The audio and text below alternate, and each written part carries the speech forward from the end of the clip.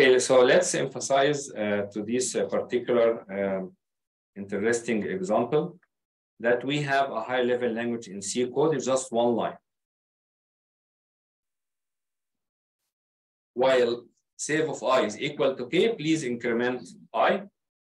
And I'm giving you that this I is saved in a certain particular place, and this K is saved in a certain particular place.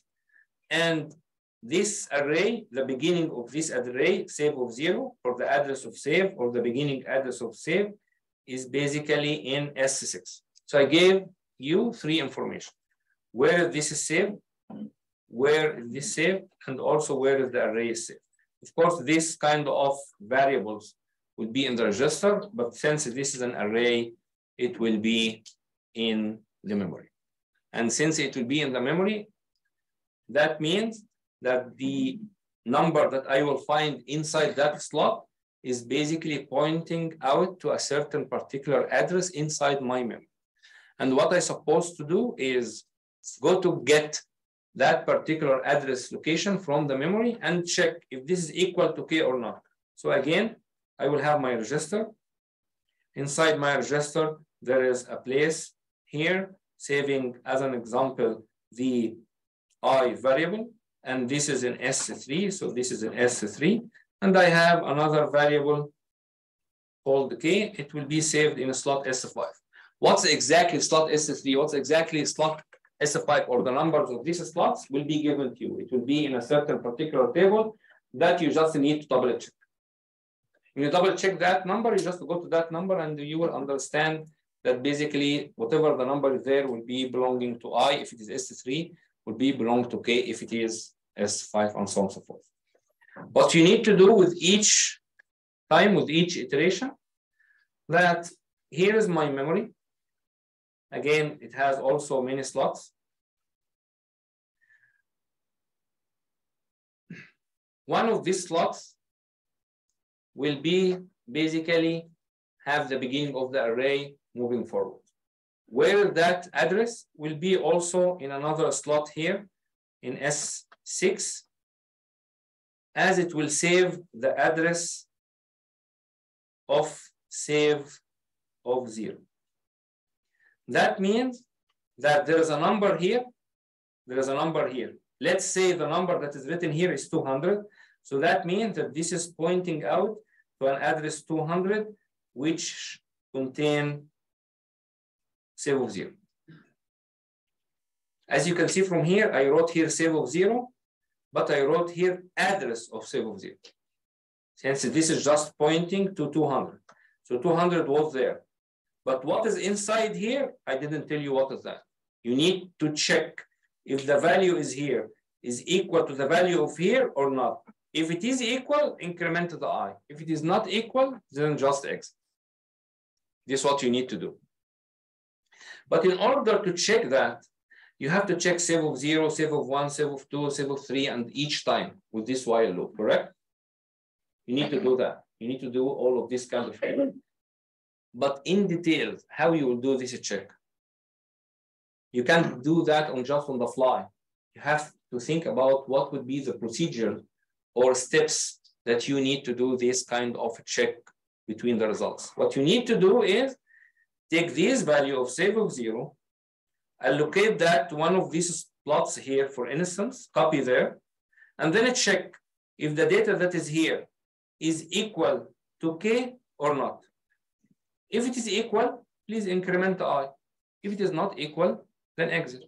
If it is equal, increment I, and then go to the next save location. Move it to a space here, a slot here, and then do the check, and so on. Increment I, then go to the next one, check, and so on, until I exit. So now I understand a little bit more details about the procedure, but the next thing also I need to think about is how I can allocate exactly the address. We mentioned that this is an array, and this array is written in 32 bits. The value will be written in 32 bits. But also we mentioned that this memory has 8-bit width. So if I would like to write save of 0, for instance, suppose I would like to write save of 0, for instance. here, save of 0, which is 32 bits. And suppose that this guy is beginning here. How many slots do I need inside my memory to write these 32 bits? Given that this is 8-bit, just 32 divided by 8, I need 4 slots. So in order to save basically the very first element of my save array, save of 0, I need 1, 2, 3, 4 slots. So these all will be what? Will be save of 0. Correct? The very next 4 will be save of 1. The next 4 will be save of 2, and so on. So what is the address of this? I'm telling you as an example, suppose that this is 200. So I know now that this is 204. I know now that this is 208, and so on and so forth. But as a matter of a rule, what I need to do is what? Multiply the I by 4 and then add it to the base address. Because this is save of 0, this is save of 1. Save of 1 means I multiply 1 by 4, which is 4, plus 200 gives me 204. How about this address? This is save of 2. I will multiply 2 by 4, which is 8. 8 plus 200 is 208. How about save of I equal to 6? 6 multiplied by 4 plus the base address, and so on. This is the same exact concepts as we mentioned in the house numbers and the street. The only difference that we are counting by 2. So if I give you the very first address 200, you already knew what is the next, and so on and so forth. 202, 204, 208, and so on and so forth. Then if I give you, like I asked you about the i's address, you will just multiply this I with this example with the houses by 2, plus the very base address, then you will know the address of that particular house location. Here is exactly the same. So I have to multiply by 4, add that to the base address. Now I know where exactly the location of my elements array inside my memory. What's next? Take that particular location. What is inside that location? Copy it to my register. After I copy it to my register, then I can do the comparison between that value and the key. If they are equal, please increment to the I. If they are not equal, please exit. And this is what we will do with my assembly code, as you can see from here. As I mentioned, the very first thing is to multiply by 4. How I can multiply by 4? The easiest way to do that is just shift left by 2. This is I will shift left I by 2.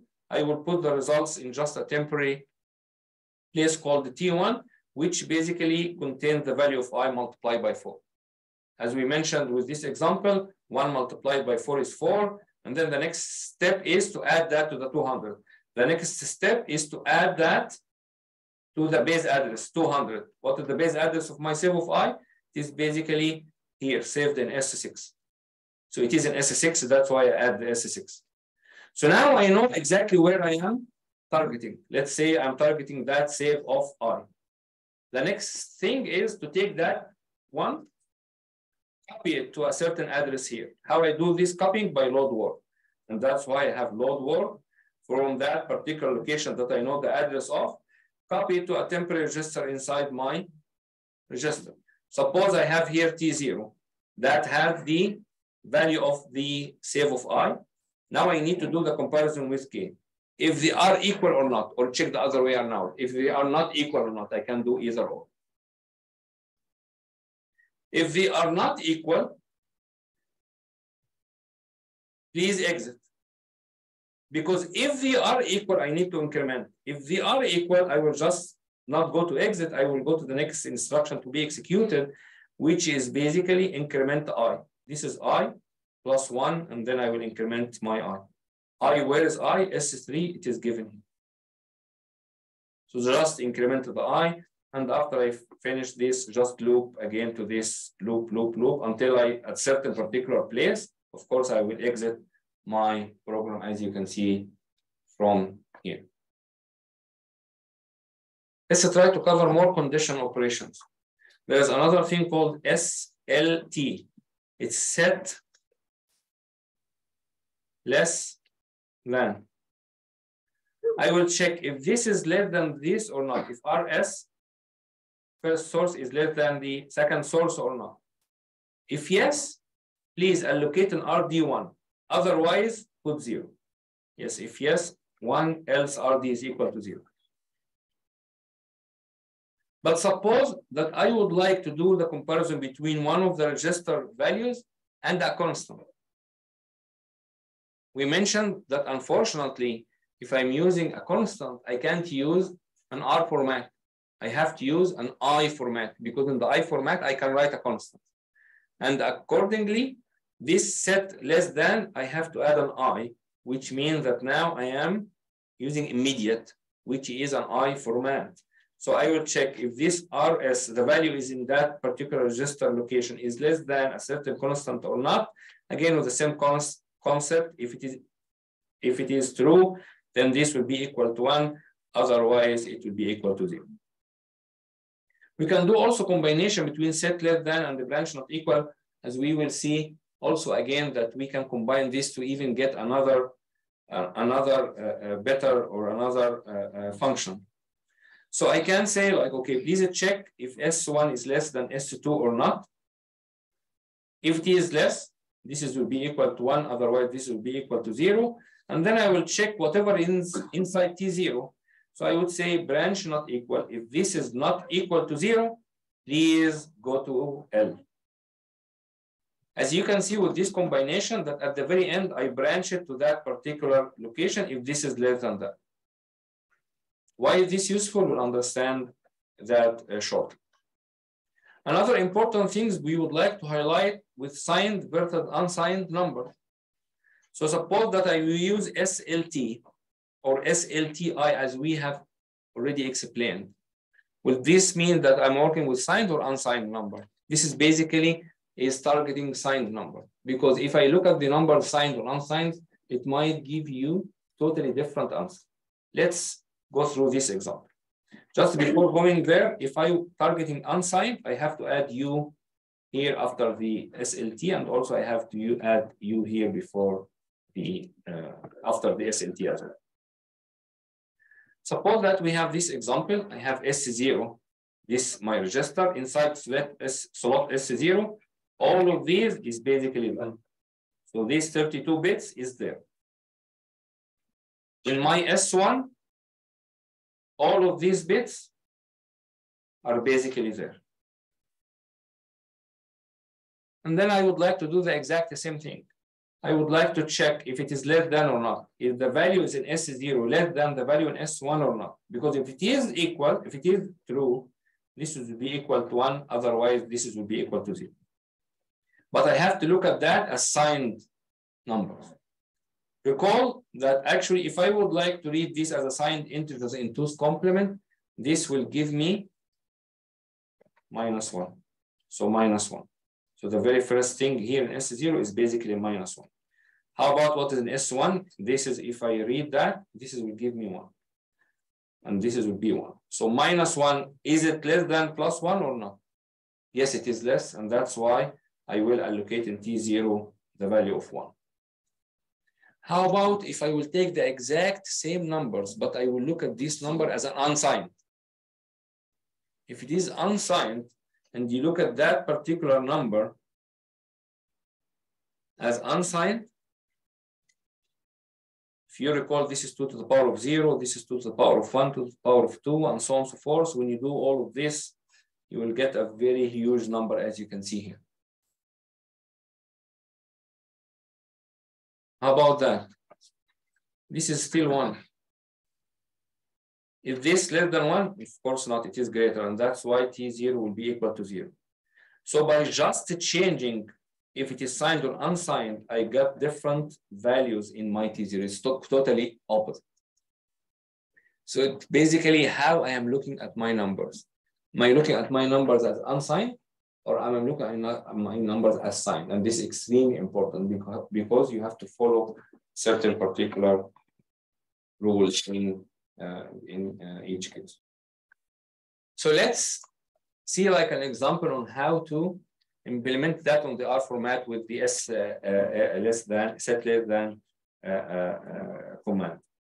So set less than, if this is less than this or not, and then we'll see like what we will allocate in T0. If it is true, this will be 1. If not, this will be 0.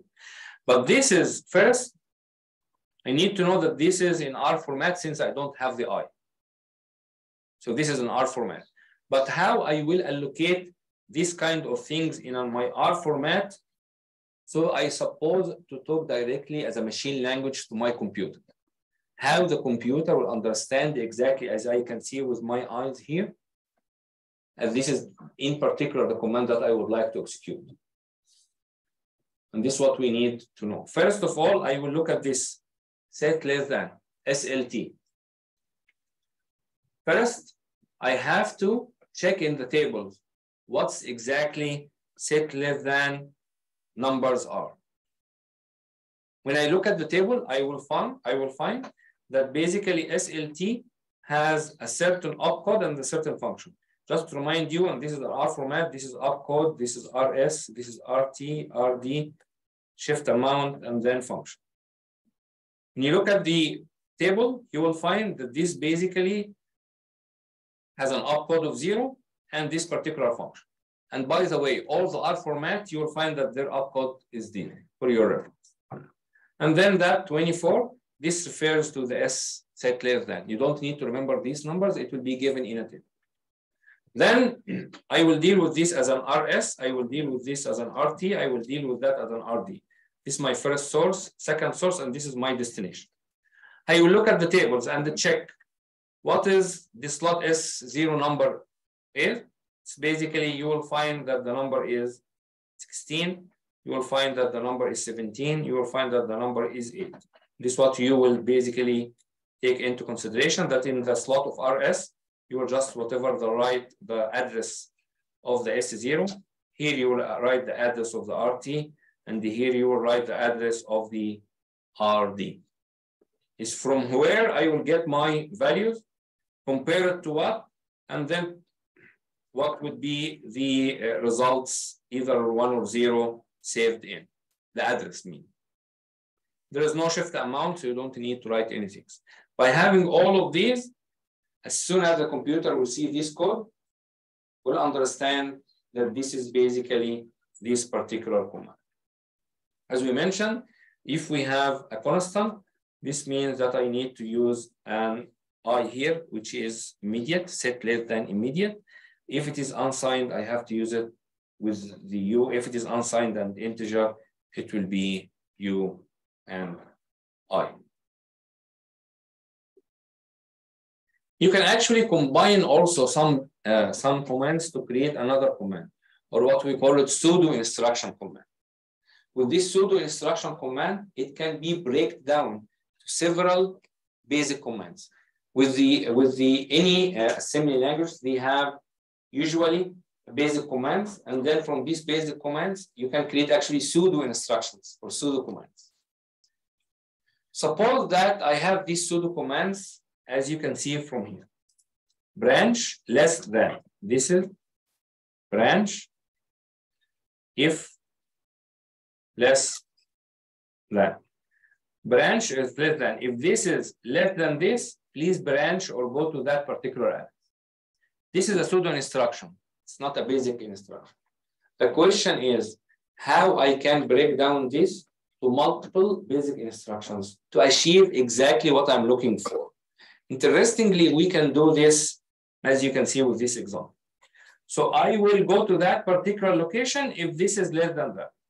Okay, let's break down this to two commands. First, I will check if it is less than or not. If this is less than that, if it is true, AT will be equal to 1, otherwise it will be equal to 0. Suppose that it is equal to 1 because this is what I am targeting. Then I know that this is equal to 1. So I would say branch not equal. If this is not equal to 0, which I know that it is not equal to 0 because I'm targeting, if it is true, please go to that particular location.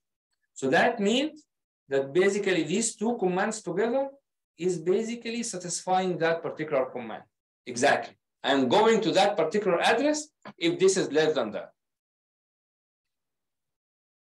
I can do the same, or you can think about the same if it is branch, if it is less than or equal, or greater than or equal. And I can also break down this kind of pseudo instructions and also basic instructions, and you need to think about that by yourself.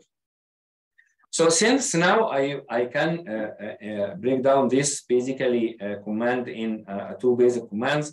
So of course I would need a temporary registers called at, so it can save either the value of 1 or 0, and then I can compare it to this particular situation. That's why the assemblers will need this reserve register. It's called add. So we have seen like branch less than or branch greater equal and how we can implement that. But the reason that why we usually don't prefer to use this kind of commands directly and use just the breakdowns instead, or just trying using branch equal, branch not equal instead. Because in the hardware implementation, less than or greater than equal and so on, it's usually much slower than the equal and the not equal commands. And even combining this with the branch makes things even more difficult. So we need to try to do the breakdown as much as we can. Since it is a little bit hard to implement or much more time consuming to implement the greater or equal or the less than and stuff and the branch. So combining both of them, it will even make things much worse. And that's why we would prefer to do the branch equal and the branch not equal, just in terms of hardware implementation. That's why it is a common case to use the branch equal and the branch not equal. So far, we have just covered examples on how we can transfer an assembly code to a C language or a higher level language, or the other way around. So it might be given a higher level language, asked you to implement that as an assembly, or giving you an assembly and asked you what is this in a higher level language. So we talk in details about like how we can tell the computer the exact command, how we can do that in R type, how we can do that in I type. If we are using a constants, where are the locations, where to supposed to look at that, how we can allocate a certain address and stuff like that. But then we need to switch a gear to another thing called the procedure, and how we can call these procedures. So what's exactly a procedure? A procedure is the same thing as you have heard earlier in a high level language as a function. So whatever you have heard earlier as a function, here we call it procedure. So we will understand how we can write a procedure. We will understand how we will call a procedure.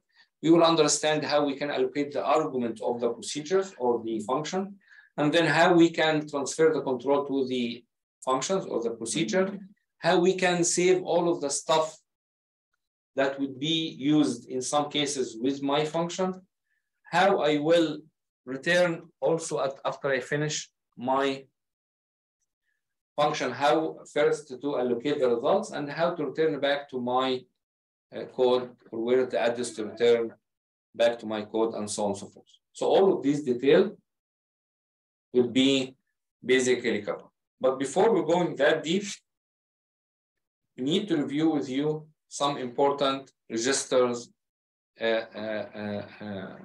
numbers, and meanings inside my CPU register. If you recall, I have my register, it has many slots. I'm just trying to cover some of these slots meanings. I have slots called A0 all the way to A3, and this is we refer to as arguments register. And the location of these arguments registers is here. I'm not expecting that you remember these numbers. V0 and V1 is just saving the result values. So V0 and V1 is just for results. T0 all the way till T9, all of these are just temporary registers. As we will see later on that this can be overwritten by the calling program. We'll understand shortly what that exactly means. There is also another register called S0 to S7. It's called saved registers, and this must be saved or restored by the calling program, as again we will see shortly. There is a GP, global pointer for static data. There is SP, stack pointer. There is FP, frame pointer, and there is an RA, return address register. I am expecting that you will be familiar with all of the names and what's exactly the meaning of each of these names. but I'm not expecting that you will remember any of the numbers. All the numbers will be given to you in a table. What's exactly, where is exactly A0, where is exactly A1, where is exactly A2, I mean the slot number, this will be given to you. But what A0 referred to as an argument, this is what I'm expecting that you will be aware of and you will remember. So back to the temporary register and self registers, we need to highlight this a little bit. So from T0 to T9, this is just temporary register. They are not preserved by the QLE or the call the procedure on a procedure call. However, with the S0 to S7, this is saved register that must be preserved on a procedure call or used by the QLE to restore them. So what does that exactly mean? When I have any code, it's just like line after the line, line after the line, and suppose that this line is calling a certain particular function. As soon as I will call that function, I will go inside the function and begin to execute all of the requirements inside that function, correct? What I'm saying here, that if this function is using any of my saved register, here anything from S0 all the way to S7, that means that actually I have to save these values before the function is using it. And then after the function finished using it, it has to be restored again. We'll take that again a little bit more explanation, but just like understand it that way now. However, if it is using any of the temporary registers, I don't care. I can override them. That's not a problem. If it is saved, no, it is a problem. I need to save these values, slots, before the function will override any of them. It's dangerous. So what does that exactly mean? Before we go further to this example, let's take another analogy example to let you know, understand what that exactly means. Suppose I have a certain disk, and it is like disk is for myself, it is the professor's desk. And on top of this desk, we have some stuff here, let's say books, other stuff for me and stuff like that. And suppose that one of the students would like to use that disk. What will be the detailed procedures or steps in order to do something like that? Given that you are respecting the desk of the professor and the stuff of the professor. The very first thing that you need to do is what? Before using my disk, is to excuse that if I will be able to use the disk or not, correct? This will be the very first step. You need to excuse first. After I give you the permission, you need to use the disk, but before you use the disk, you need, of course, to remove all of the stuff from the disk so you can use it.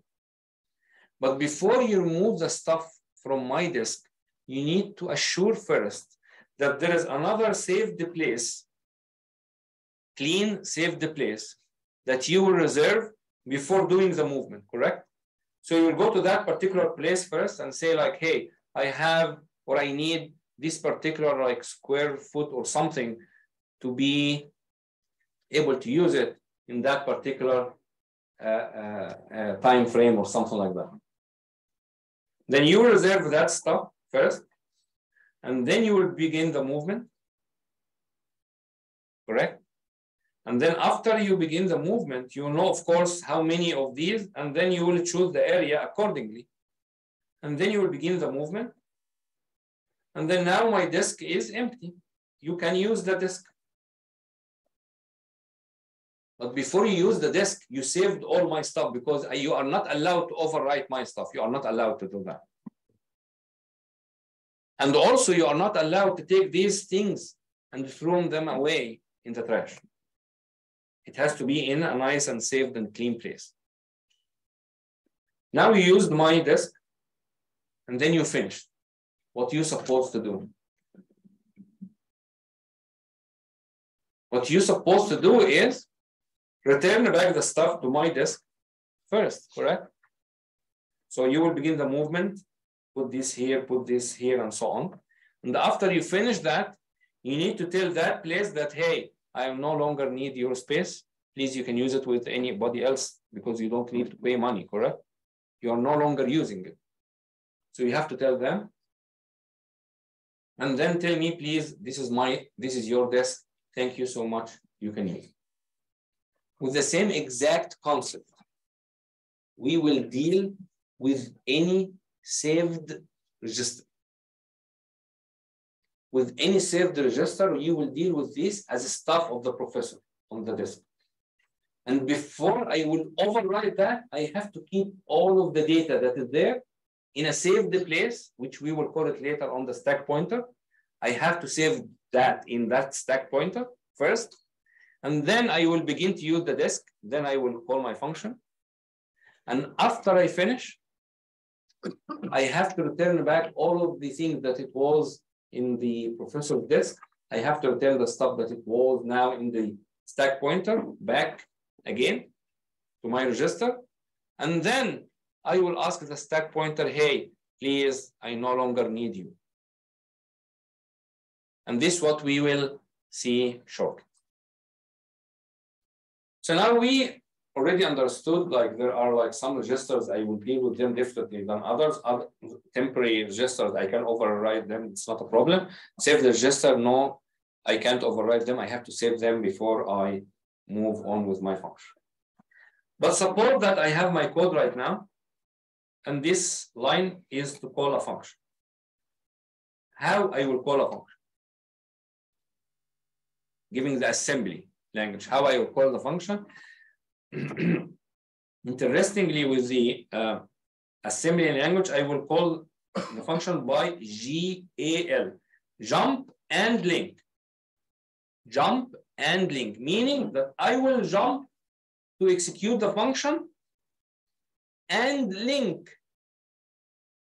that function after it finished to the address, next address to be executed after the function. So this is supposed to be in my code. I just have this function. So after I finish the function, where to return, I have to save that address. I have to save that address in a stuff here. So if this address called ADD, I will have to save here in my register ADD. So as soon as I finish, I will look at, oh, what is the address here? It is ADD, let's say like 2000s, then I will go to 2000, it is here. And that's why I will jump, call the function and link it after it finished to return back to this particular target address location. Jump and link. So as you mentioned, you put here a certain particular address. This address is basically saved in RA, return address. It's called return address, meaning what exactly will be the address to return it to. And in order to read that, I have to use the instruction JR, jump register to return address. But by the way, this is what exactly we have in our life. Suppose that you are visiting a new city, and this city is a very large city. Yes, you are not aware of the addresses there and where to go and stuff like that. And then finally you went to the downtown, you found like huge, options of parking garage. Then you just chose one, park your car in that particular location. And then you will go to a certain business or you go for shopping, for instance. Of course, with any one of us, given that this is a new place and the memory might not be that good in order to remember where to return, before you go to shopping or before you leave the car, you will just write either the address or the name of that parking garage, or you just take a photo and automatically it will save the address, correct? And then you will go shopping and you'll do whatever you would like, or the business, whatever the thing that you would like to do. And after you finish, what you would do, open your cell phone and then like switch on the map or write the address and then follow and stuff like that, correct? This is exactly the same. When we call the function, before we go to shopping, before we begin to go to the function, I'm doing jump and link. Meaning as soon as I'm doing that, I will write the return address, how to return it to my car, the return address instead of my phone, I will write that in a register called RA, a return address register. And as soon as I finish my shopping, as soon as I finish the execution of my function, the very last step the very last step in my function will be, please look at where to return. And that's why with very last things in the function will be jump register, return address register. Please go there and look what is inside that address and then jump to that particular address. It's exactly the same thing as we are doing in our normal life. So let's take that function example. It's called leaf procedure example. First of all, what does leaf procedure mean? Procedure, as we mentioned, is function. What is leaf? Leaf function, leaf procedure means that it is a function or a procedure that is not calling any other function, and also it is not calling itself. So neither any other function nor itself. It's just a simple function. It is written here in a high-level language C code.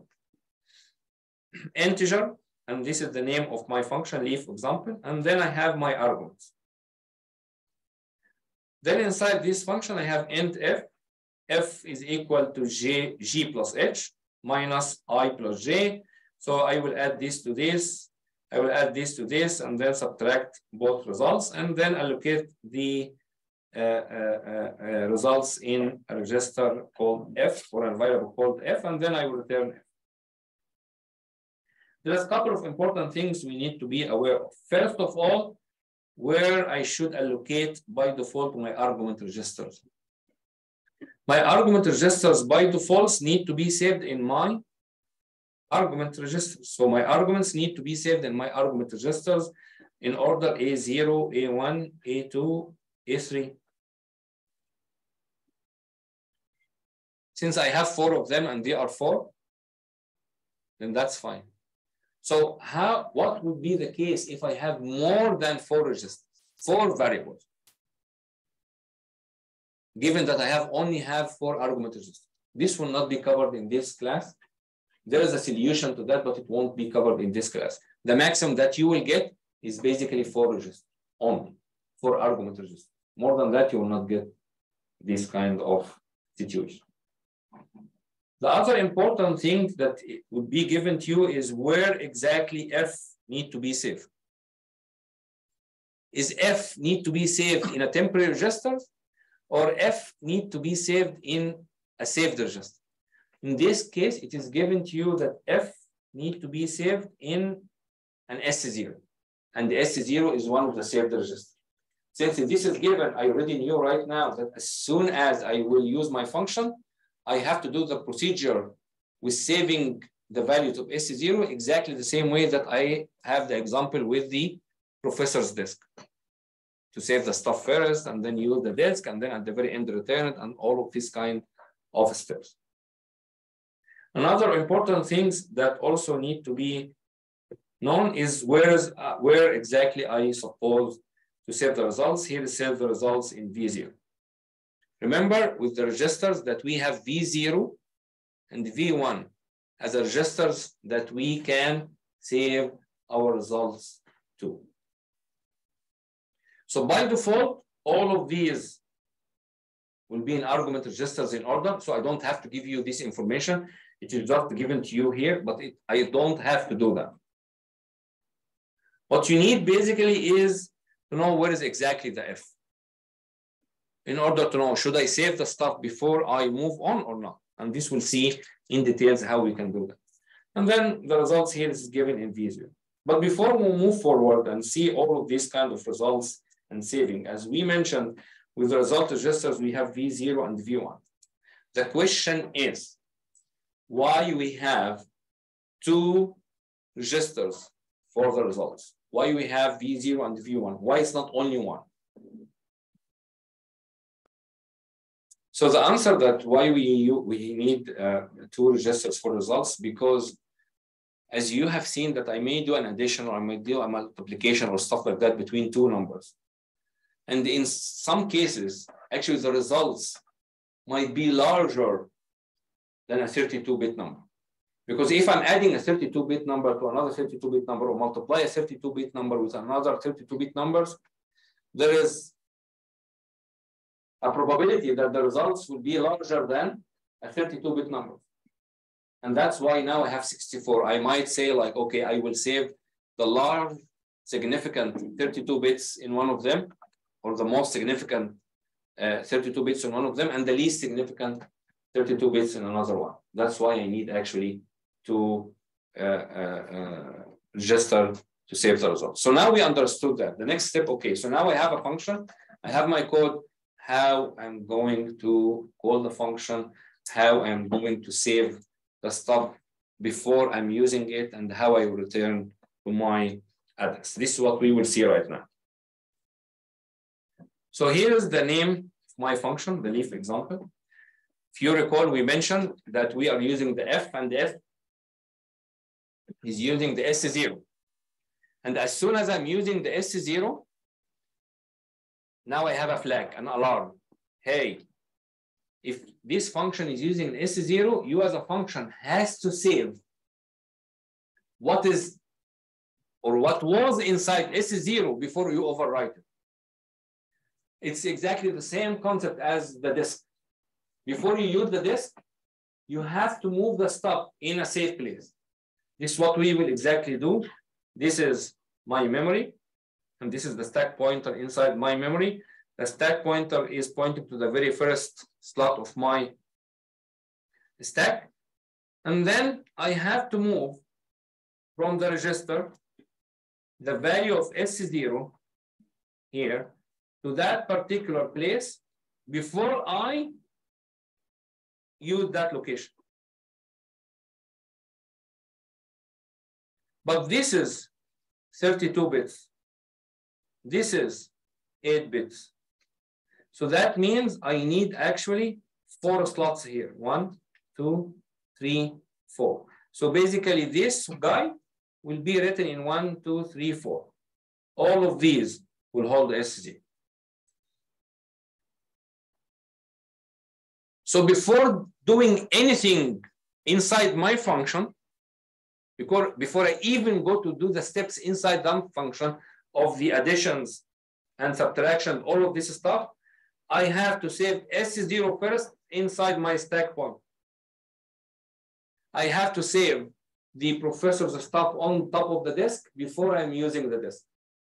And before I begin the movement, I have to allocate first a space, a nice clean space, reserve it before the movement, correct? And that's why, since the stack pointer is pointing out to here, so that gives me an indication that the stack pointer is empty. Now I would like to tell the stack pointer, please move the stack pointer -4, because I would like to reserve this spot for me before moving my data. So the very first thing is add I, this is stack pointer -4 to a new location. So the stack pointer, this is now pointing out to here. Afterwards, I have reserved this place now for me.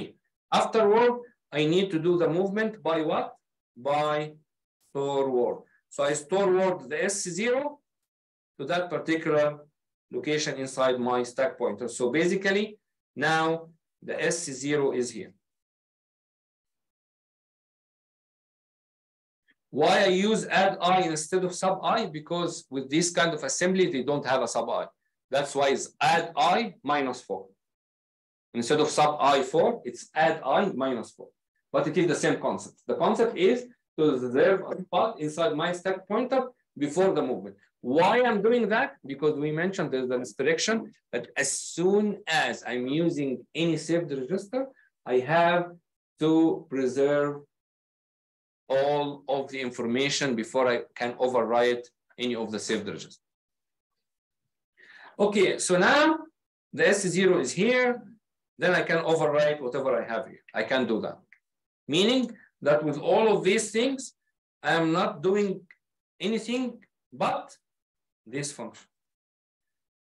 How? The very first thing, I need to add G plus H. What is G? It is A0. What is H? It is A1. So basically, I'm adding A0 plus A1, put the results in any temp register that I will choose. Add A0 plus A1, put that in any temp register that you will choose, T0. Let's say T0. Next, add I plus J. What is I? A2. What is J? A3. So A2 plus A3. A2 plus A3 with add, put the results in another temporary register, let's say T1. So this guy has T0, this guy has T1. What I need to do next is T0 minus T1 and put the results in F. What is F? It is in S0. I can now overwrite S0. There is no problem because I have already saved it. This is what I will do.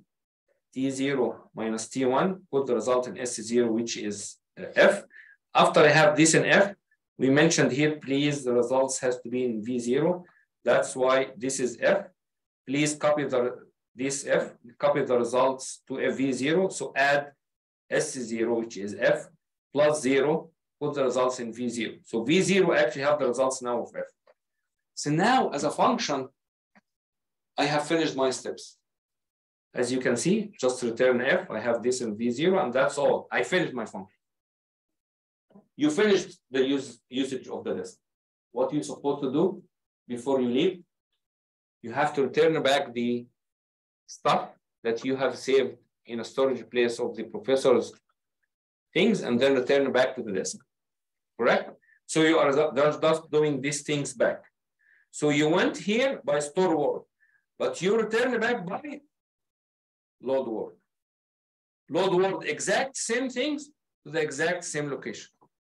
So it's the opposite. So this is a store word from here to here. Load word, it is exactly the same things. As you can see, it's just like going backward. And then now this is moved here. So I no longer need the stack pointer. Another function can use it. If we have like multiprocessor, another processor can use it, or sharing memory, whatever the thing is. I don't need to pay more money since I'm no longer using it, correct? So that's why this stack pointer has to be moved back to the very top. That's why add I back the stack pointer by 4 again to the very top. And then after you finish everything, where to return? I finished shopping. Where to return? Open my cell phone and see the address of my car, correct? And that's why I need to know where to return. Jump register to the return address. Then now with my code, I call the function, dun, dun, dun, dun, dun, dun, dun. At the very end, I know where to return, so I return to that particular place with the return address. Because as soon as I have a function, as we will see later on, if I have a code and function with jump and link, I will do that thing. I will do to the function, and then I will link it to the return address. And that's why the very last things usually is the return to the return address. Of course, things might be a little bit more complicated when we see later on a non-leaf procedure. With a non-leaf procedure, meaning that we will have a function that can call itself or it can call another function. And this will create a little bit more complication, but we will follow the exact same rule that as soon as I'm using any saved register, it has to be saved in a stack pointer before overwritten. But it's not only that. In some cases, since the argument registers might create a problem, in some cases, as you will see in some of the examples, that I have actually to preserve the argument register before I can overwrite. And that's why with a non-leaf procedure, you have to be very careful with the usage of also these kind of stuff, and you need to know what exactly you need to save inside my register, inside my stack point. Another important thing that I would like to highlight, that you might, as an example, you might see that this is T0, correct? If I give you this as T0, you are not, I have to say, it's not obligatory to do these steps because you can override. It won't hurt to do it if there is no restriction on the computational time or the area. It won't hurt, but you are not actually forced to do something like that if it is a temporary register.